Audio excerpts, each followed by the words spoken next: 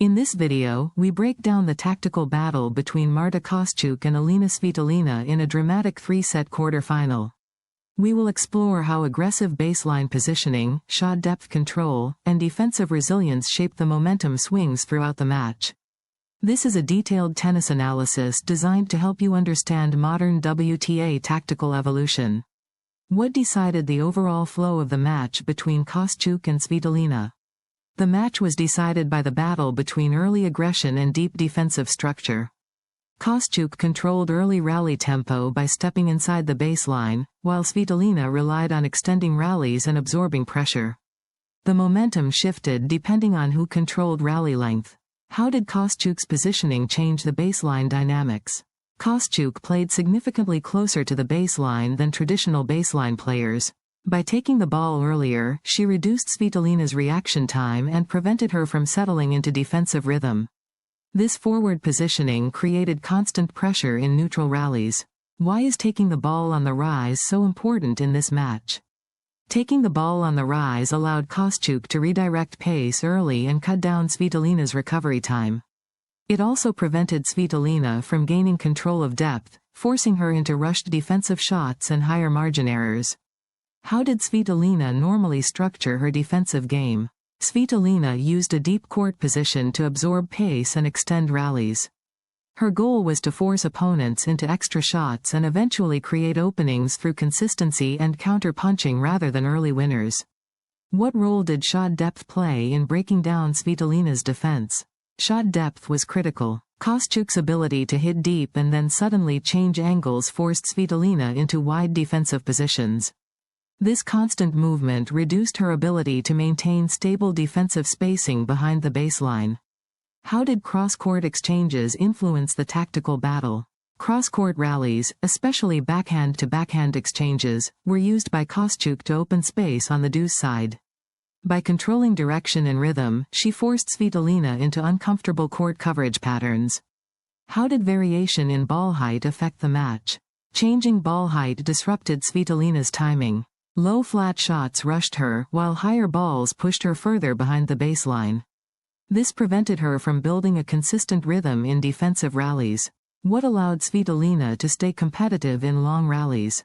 Svitolina's elite movement and anticipation allowed her to absorb heavy pressure and extend points. She was able to reset rallies with deep counter shots and occasionally flip defense into offense using sharp down-the-line responses. When did Svitolina shift momentum in her favor? Svitolina gained control in the second set when Kostyuk's aggression became less efficient. Longer rallies started to favor Svitolina's endurance and consistency, allowing her to push errors from her opponent. How did physical demands affect both players? The match placed heavy physical stress on both athletes.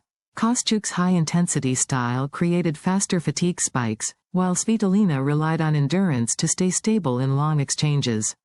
This created visible momentum swings across sets. What happened during key pressure points?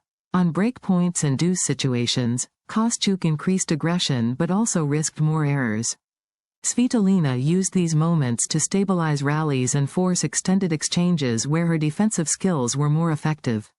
How did short-angled shots change the match?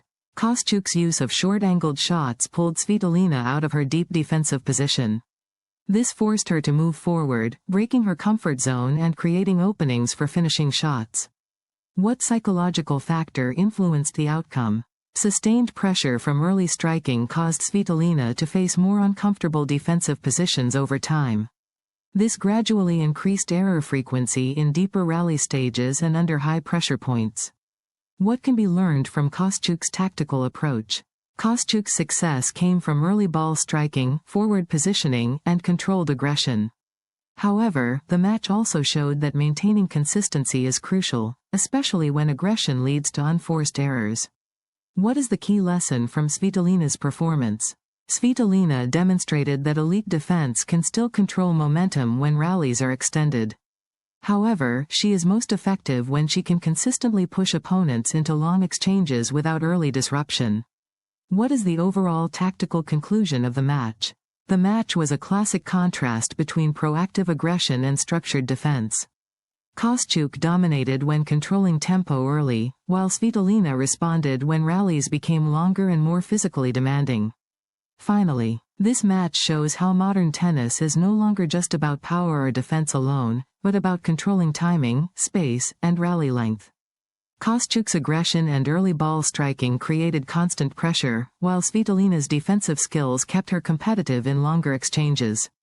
If you enjoyed this tactical breakdown, make sure to share this video, like it, and subscribe for more detailed tennis analysis and match insights.